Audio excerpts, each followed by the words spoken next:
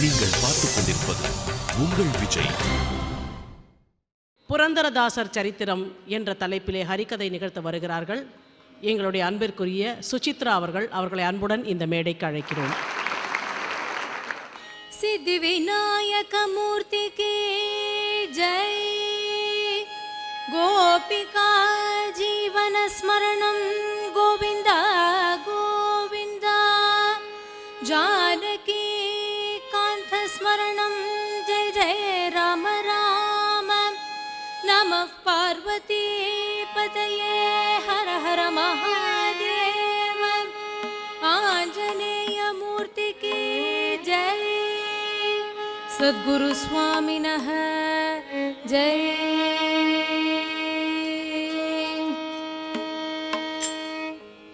धिमिकिट धिमिकिट वाजमृत ग. धिमिकिट धिमिकिट वाजमृत ग. ब्रह्मांडकरी गजानन. ब्रह्मांडकरी गजानन.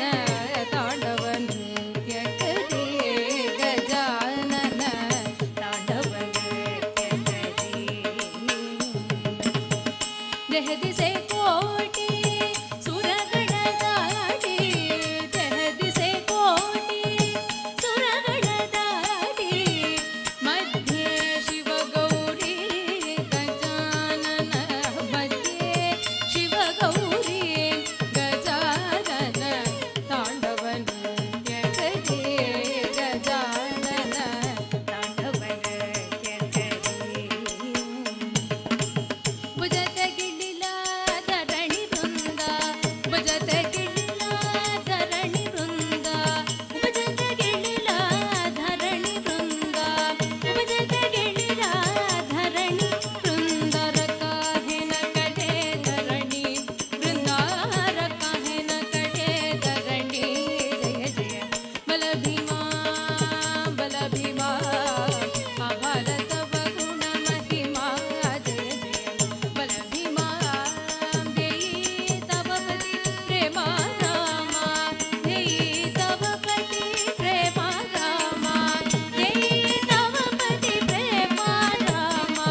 देई तव पति प्रेमा रामा. अनुज जीवन सुख धामा. रामानुज जीवन सुख धामा. जय जय बल भीमा बल भीमा. भारत तव गुण महिमा. जय जय बल भीमा.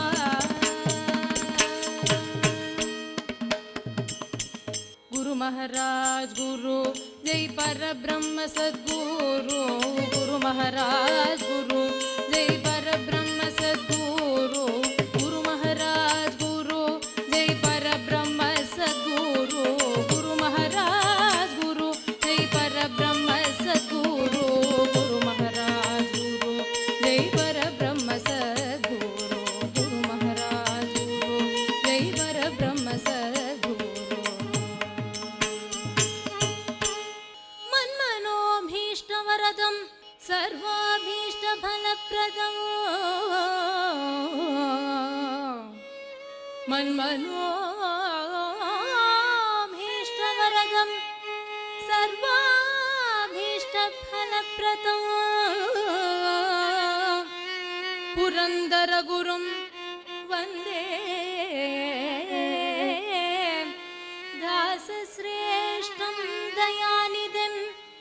पुरन्दरगुरुं वन्दे दासश्रेष्ठं दयानिधिं. नमाधवसमो देवः न च मध्वसमो गुरुः. नमाधवसमो देवः न च मध्वसमो गुरुः. पुरन्दरसमो दासः नयूतं नयविष्यितौ. पुरन्दरसमो दासः नयूतं नवयस्य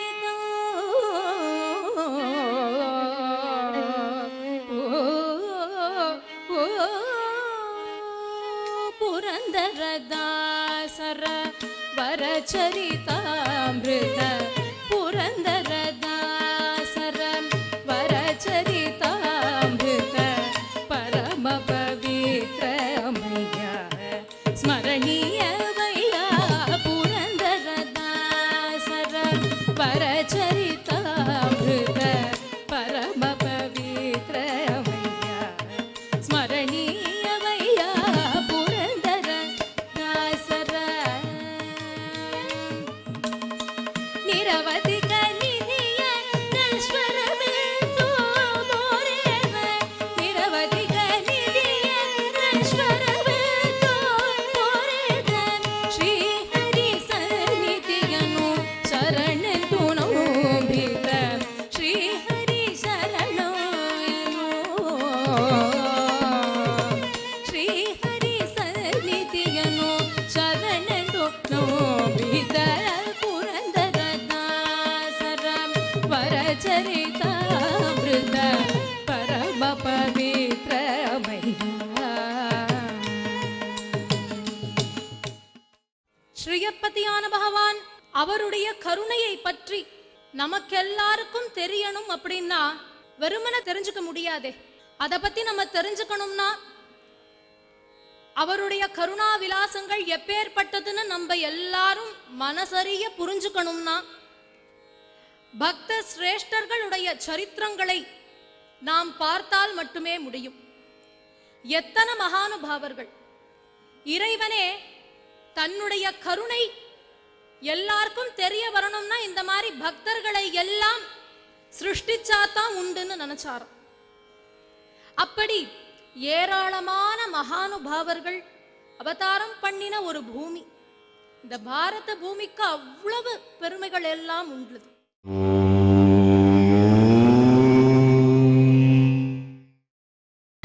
நீங்கள் பார்த்துக் கொண்டிருப்பது உங்கள் விஜய். ஏராளமான மகானுபாவர்கள் அவதாரம் பண்ணின ஒரு பூமி.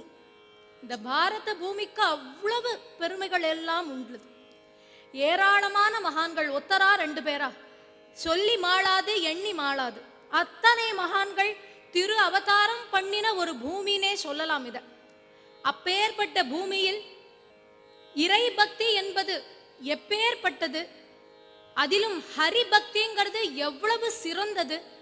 இந்த கிருஷ்ண பக்தியை நாம் வைத்திருந்தால், விட்டலன் மீது நாம் பக்தி வைத்திருந்தால் நமக்கு எப்பேற்பட்டதெல்லாம் கிடைக்கும் அப்படிங்கிறதுக்கு நிரூபணமா ஒரு சரித்திரம் சொல்லணும்னா அது புரந்தரதாசருடைய சரித்திரம்.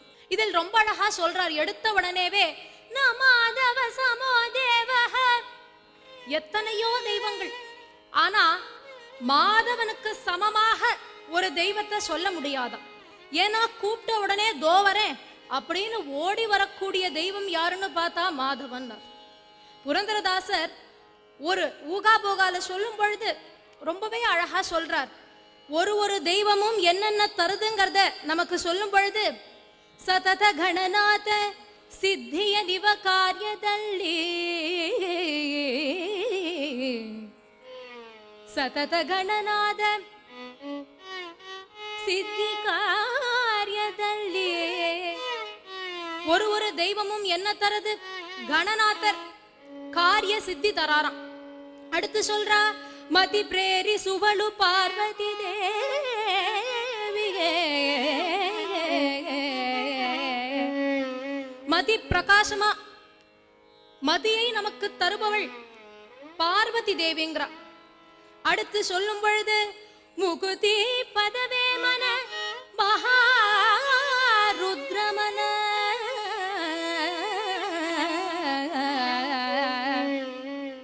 முகுதி, முகுதினா என்னன்னு தெரியும், முக்தி. அந்த முக்தியை நமக்கு தரவர் மகாருத்ரன்றா. அடுத்து சொல்லும் பொழுது யுகுதி, யுகுதி யாரு தரான்னு பார்த்தா வனஜ சம்பவ நரசி.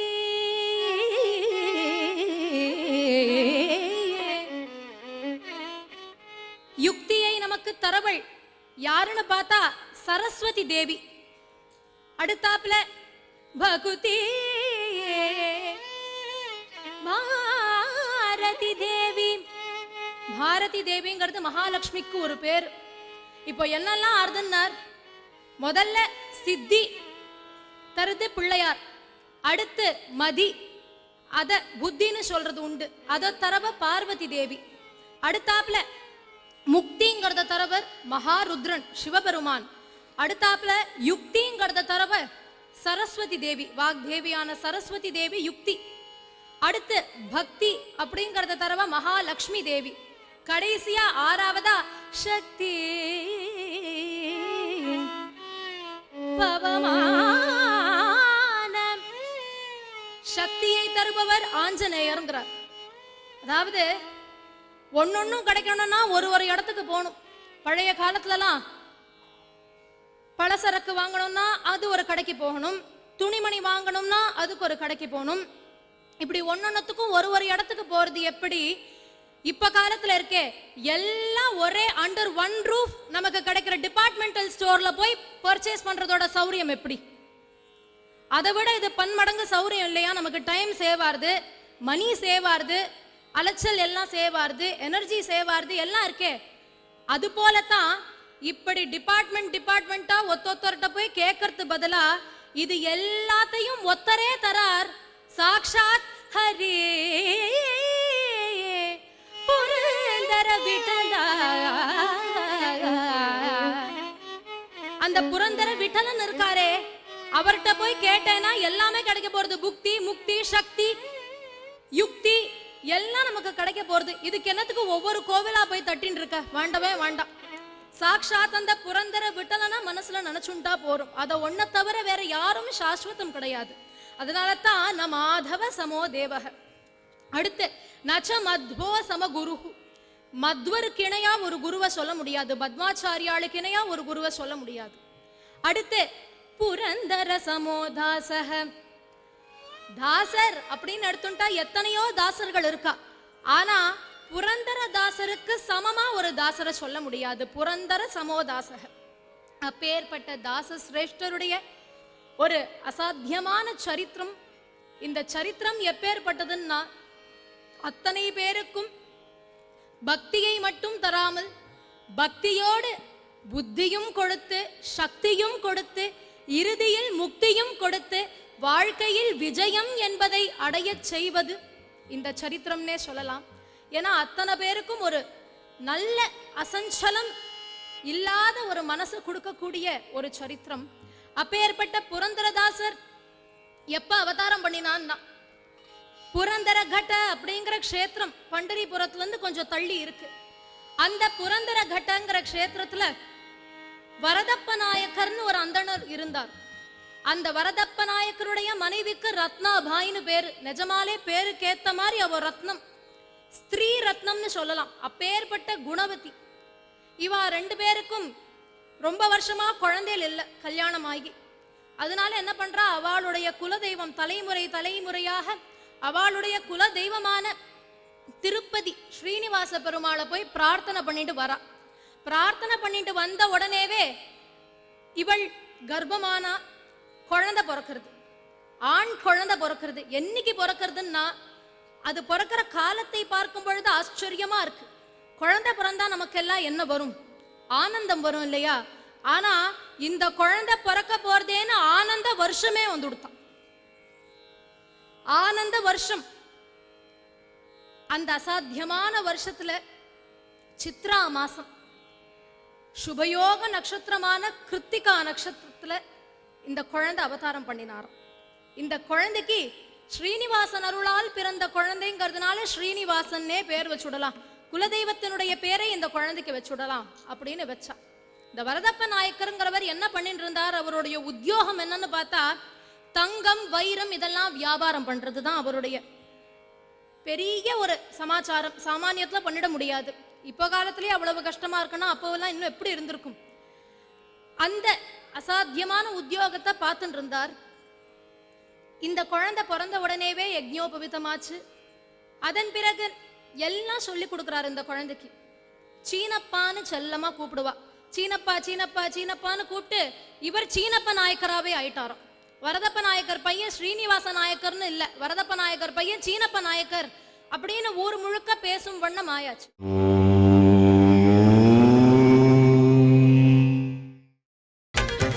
பார்த்துக் கொண்டிருப்பது உங்கள் விஜய்.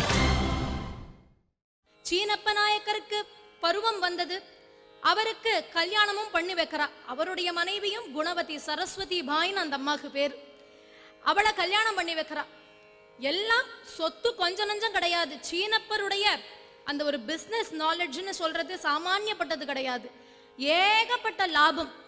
லாபம் இருக்கிற இடத்துல எப்போதுமே சில நேரங்கள்ல பார்த்தா லோபமும் சேர்ந்து வந்துடும். இந்த லாபத்தையும் லோபத்தையும் கொஞ்சம் பிரிக்கிறது கஷ்டம். அந்த லாபமா இருக்கிற இவருக்கு லோபத்தனம் ஜாஸ்தி. அதாவது கஞ்சன்னு ஒண்ணு சொல்லுவா, அதை காட்டி வடிகட்டின கஞ்சன்னு ஒண்ணு சொல்லுவா இல்லையா? அப்படித்தான் இவர் இருந்தார். சீனப்ப நாயக்கருங்கிறவர் சமைக்கிறதுக்கு கூட காய்கறி வாங்கி தர மாட்டார். அப்பேற்பட்ட கருமி, அப்பேற்பட்ட லோபி. வாசல்ல காய்கறி வந்திருப்பா. இந்த அம்மா ಸರಸ್ವತಿ ಬಾಯಿ ಏನೋ ತರಕಾರಿಗಳು ಬಂದಿದೆ, ಏನು ತರಕಾರಿ ತೊಕೊಳ್ರಿ அப்படின்னு கேட்பாವು. காய்கறி வந்திருக்கா, என்ன காய்கறி இவளுக்கு, நான் இன்னைக்கு வாங்குறதுன்னு கேட்பா. இவர் சொல்லுவார், காய்கறியை வாங்கி சமைக்கிறதாவது, காசு கொடுத்து காய்கறியை வாங்குறதாவது அதெல்லாம் சரி வராது. பின்னாடி நம்ம பாத்துல எத்தனையோ சின்ன சின்னதா செடியெல்லாம் முளைச்சிருக்கேடி, விதவிதமா என்னமோ பச்சை பச்சேர்னு முளைச்சிருக்கேன், எல்லாத்தையும் எடுத்து ஒரு சாம்பாரை பண்ணு, என்ன இப்போ அதை சாப்பிட்டு போகலாம். சரி, ஏதோ ஒரு கொத்தமல்லி கருவேப்பிலையாவது நான் சாப்பிட்றச்ச நினச்சிக்கிறேன், வாசனை வந்துடும் தன்னால, அதெல்லாம் காசு கொடுத்தெல்லாம் வாங்கப்படாது. அப்பேற்பட்ட லோபம். எதுக்கும் பைசா செலவழிக்க மாட்டார். ஒரு நல்ல காரியம், ஏதோ அந்த வியாபாரம் பண்ற இடத்துல ஒரு போட்டோ இருக்கு, ஒரு சுவாமி படம் இருக்கு, அதுக்கு ஒரு புஷ்பம் வாங்கி வைக்கலாம்னு தோணாத அந்த அளவுக்கு கருமி. ஒன்னும் பண்ண மாட்டார். ஆனா பணத்தை கட்டுக்கட்டா கட்டுக்கட்டா கட்டுக்கட்டா வாங்குவார். கட்டி நன்னா அதை கட்டுவாராம். ஒரு தரத்துக்கு பல தரம் கட்டுவார், கொண்டு கல்லா பொட்டிக்குள்ள போடுவார். இதேதான் இவருடைய அன்றாட வேலை. இந்த கல்லா பொட்டியை எப்படி இவர் பாதுகாத்தார்னு பார்த்தா அது இன்னும் விசேஷம்.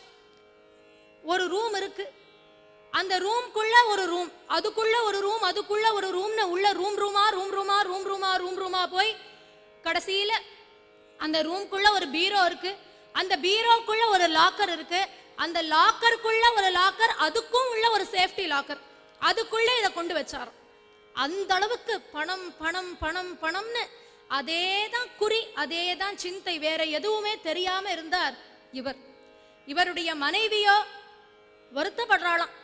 பரதேவத்திட்ட போய் பிரார்த்தனை பண்றா, என்ன பண்ணுவேன், என்னுடைய கணவர் இப்படி இருக்காரே, இவருடைய புத்தி எப்போ தெளியும், இதெல்லாம் சாஸ்வதம் கிடையாது, நிரந்தரம் இல்லாத இந்த வஸ்துக்கள் மேல இவருக்கு இவ்வளவு பிரேமை இருக்கே, நிரந்தரமான வஸ்துவான விட்டலன் மீது ஒரு பக்தி எள்ளளவு கூட இல்லையே, நான் என்ன பண்ணுவேன், என்னுடைய கணவரை கரை சேர்க்கும் பொறுப்பை உன்னிடத்துல விட்டுட்டேன் அப்படின்னு போய் பிரார்த்தனை பண்றான். அன்றைய தினம் சுவாமிக்கு காதல விழுந்துடுத்து. சரி, இந்த அம்மா பிரார்த்தனைய நிறைவேற்றி வைக்கணும். அது மட்டும் இல்லாம அவதாரம் பண்ணினது யாரு, நாரத ஹம்சமான அவதாரம் பண்ணிருக்கார் சீனப்ப. அதனால நாரதர், நம்ம நாரதர் ஹம்சமா இவர் அவதாரம் பண்ணிருக்கார், இவருடைய பெருமைகளை உலகத்திற்கு தெரிய வைக்க வேண்டியது என்னுடைய கடமை அல்லவான்னு ஒரு விளையாட்டு பண்றாராம். நம்ம எல்லாம் என்ன பண்ணுவோம், எங்கேயாவது வெளியில புறப்படுறோம்னா நன்னா டிப்டாப்பா ட்ரெஸ் பண்ணிண்டு எல்லா அலங்காரங்களும் போட்டுண்டு ஒரு தரத்துக்கு 10 தரம் கண்ணாடியில போய் பார்த்துட்டு நன்னா இருக்கா சரியா இருக்கா அப்படின்னு பார்த்துட்டு கிளம்புவோம். சில பேர் ரொம்ப விசித்திரம், இந்த வண்டியில வந்து 2 வீலர் ஓட்டிட்டு வந்து இறங்குவா, இறங்கிட்டு சும்மா இருக்க மாட்டா, பாக்கெட்ல இருந்து ஒரு சீப்பை எடுத்து கண்ணாடியை பார்த்து தலையை வாரிப்பா. சில பேருக்கு அங்க ஒண்ணுமே இருக்காது, இருந்தா கூட ஒரு 4 தரம் பரு பருன்னு அதை வாரிண்டாதான் அவளுக்கு ஒரு சந்தோஷம். ஆனா நம்மெல்லாம் அப்படி கிளம்புவோம். வெளியில போறோம்னாக்க எங்கேயாவது அப்படி வெள்ளையா தலையில இருந்ததுன்னா அதை கருப்பாக்குவோம், எங்கேயாவது முகத்துல அப்படி சுருங்கி சுருங்கி விழுந்ததுன்னா அதை நிமித்தி வைக்கிறதுக்கு ஏதாவது ஒன்றை போட்டு பூசிட்டு வருவோம். நம்முடைய வயோதிகத்தை மறைத்து இளமையா நம்மளை எப்படியெல்லாம் காமிச்சுக்கலாம்னு நினைச்சுட்டு நம்ம கிளம்புவோம்.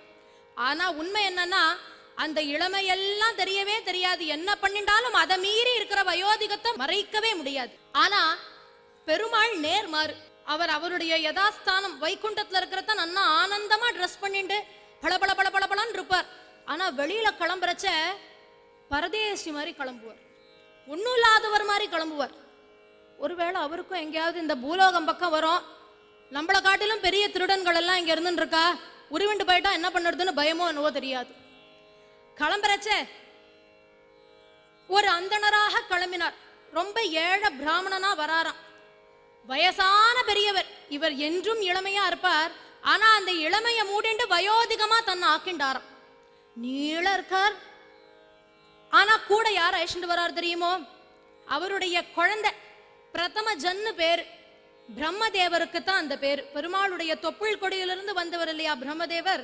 அதனால பிரம்மதேவரை குழந்தையாக்கிட்டார். நம்ம எப்பவுமே இந்த டிவில எல்லாம் பார்த்தோம்னா பிரம்மதேவரை வயசானவராவே காமிப்பா, பெருமாளை யங்காவே காமிச்சுட்டு இருப்பா. ஆனா இவர் வரைச்சு அப்படியே உள்டா, பிரம்மதேவர் குழந்தையா வரார், பெருமாள் வயோதிகனா வராராம். வயோதிகனாகி வந்தார், வயோதிகனாய் இந்த குழந்தைய அழிச்சுண்டு வராராம். எங்க வந்தார் தெரியுமோ? நேரா சீனப்பருடைய இடத்துக்கு வந்தார். அவர் வியாபாரம் பண்ற இடத்துக்கு வந்தார். வந்து இந்த குழந்தைக்கு உபநயனம் பண்ண போறேன், என்னுடைய புள்ளதான் இது, ஏதாவது பிக்ஷை இருந்தா கொடுங்கன்னு கேட்டார். சீனப்பர் என்ன பண்ணார்? அந்த தாத்தாவை ஒரு 4 தரம் பார்த்தார், இந்த குட்டியை ஒரு 4 தரம் பார்த்தார். பார்த்துட்டு, இவ்வளோ வயசானதுக்கு அப்புறம் இத்தினோண்டு பிள்ளையா, என்னையா அது, உன்னோட பேரனான்னு கேப்பா, இவரை போய் உன்னோட புள்ளன்னு சொல்லிட்டு அழிச்சுட்டு வரியே, என்னவோ இடிக்கிறதேன்னார். இல்லை இல்லை, எனக்கு ரொம்ப லேட் மேரேஜ், இப்போதான் குழந்தை பிறந்தது, அதனால. சரி, என்ன பண்ணணுங்கிறேள், எனக்கு ஏதாவது பார்த்து பண்ணுங்கோ, குழந்தைக்கு ஒரே பையன், உனக்கு பிக்ஷை பூனல் போட போறேன், ஏதாவது பிக்ஷை கொடுங்கோ, தானம் கொடுங்கோ ஏதாவது. அதெல்லாம் கொடுக்கணும்னு தான் ஆசை. ஆனா இன்னைக்கு வந்திருக்கியேப்பா, ராவு கால நேரத்துல வந்திருக்க, சரிப்படாது, அப்புறமா வா, நாளைக்கு வா அப்படின்னு, இன்று போய் நாளை வா அப்படின்னு அனுப்பிச்சாச்சு.